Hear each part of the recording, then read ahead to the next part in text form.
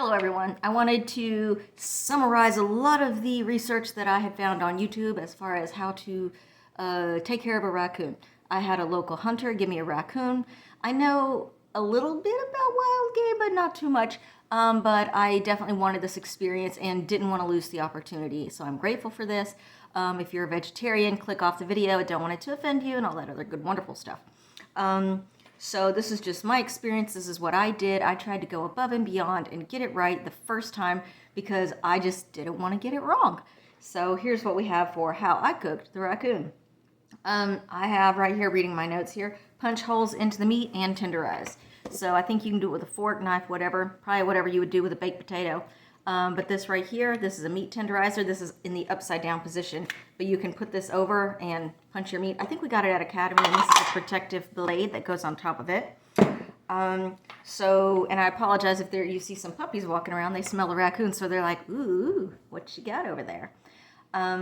For a vinegar and water soak, it's 2/3 vinegar and 1/3 of water. You're going to soak that all together in a pot, cover up your stuff, and you're going to soak it for about 5.5 hours. So I soaked mine overnight.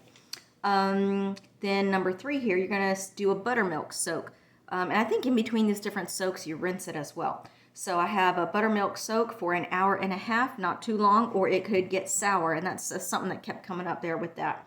I've heard buttermilk and the vinegar soak. I've heard of a few other things. I've heard of boiling it down like for 1.5 hours, 2 or 3 times, strain the water, rinse, do it again, do it again, do it again. I get that. That's a thought. But this is just what I did. The vinegar water soak, the buttermilk soak, and number 4, an instant pot.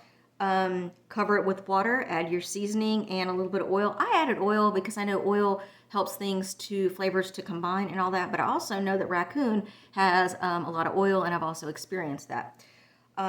So I did the instant pot for 30 minutes, and it was falling off the bone when I pulled it out. So I was like, okay, good, note to self there.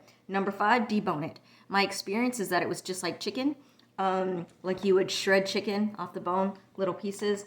Actually, so whenever I got it, it was in a pack, it was frozen, and I thawed it out, and I didn't know what to expect because some of the stuff that I saw on YouTube, they still had the heads on it, and they still had like the little paws, and I'm like, I don't know how to deal with that. Not to be girly, but I didn't know how to deal with that. And so whenever I did this, thank goodness, it was the bottom half. There was no paws, no feet, hands, head, nothing like that. So that was okay, but at least now I know what to do in the future. I know more of what to expect with all of that. So yeah, you can toss the fat. If you want to save the bones for some bone broth, you can do that. There's multiple ways to get the most out of your meat, your chicken, your bones, your broth. You can research all of that. As far as a side, I cut up my own potatoes, my own carrots. As far as some extra seasoning, I sauteed some onion and garlic, and I put that in there. I think I added a little bit of the broth from the Instant Pot to put it in there. I'm not sure if that's the right thing to do or not, but I knew it was also fully cooked, and I wanted some of that flavor within the vegetables, and oh my God, it was so good. Best thing ever. Before I forget, seasonings. So I used the extra virgin olive oil right here. I apologize for the lighting. I hope you can see this okay. I used some brisket rub right here, and I'm not sure if YouTube's going to let me say this, so I'm going to show it to you, and you can screenshot this right there. All right, and that's exactly what it's called, and I got it from Amazon. This is the best stuff. Apparently, there's a whole line of this kind of stuff for chicken, pork, meat, red meat, all this other stuff. But ultimately, this goes on absolutely everything. So I did a good bit of this, I put it in my vegetables, I put it in my Instant Pot. I think I put it in something else to soak as well. So that's my thoughts with that. And I know you're dying to see this raccoon. There you go, right there. I hope you can see it okay. I'm not sure what's blurry, what's not. I hope you can see it. It was very similar to roast. Same consistency as roast, like a roast beef, a pot roast, to where you have it in the crock pot and it's just falling off the bone, and it's just really absolutely delicious.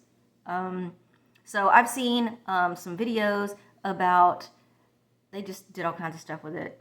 They cooked it outside over the grill. I've heard things about gaminess. Oh, you got to get the gaminess now. And I think that's what the buttermilk was for, and maybe what the vinegar was for. But also, maybe I don't know how to identify what the gaminess taste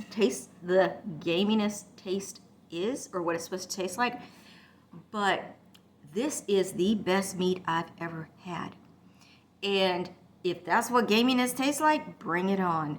If that's what fresh, wild meat tastes like, bring it on. It is the best meat I've ever had. And my husband's real big on the smoker and the grill and all this stuff. And, not to bust his bubble, but this is the best thing I've ever had. And it's not just because I made it myself. I don't want to hurt his feelings, so y'all don't tell him that. But it's really good. I definitely requested some more if it becomes available. I don't want to go on and on. They were talking about, too, another tip was, let it, I don't mean to get gross, but let it bleed out. Like, after it's done, let it bleed out. Oh, and they said there's some, I think, which is what the vinegar water soak is for, too, is to kind of help pull all that out of there that doesn't need to be there.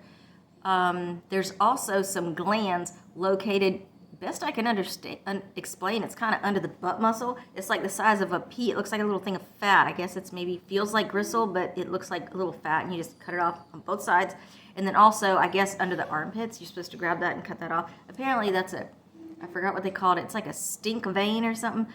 I didn't experience any of that. I looked and looked and looked, and I heard it was also, I don't know, what's the word, de-stunk or de-something.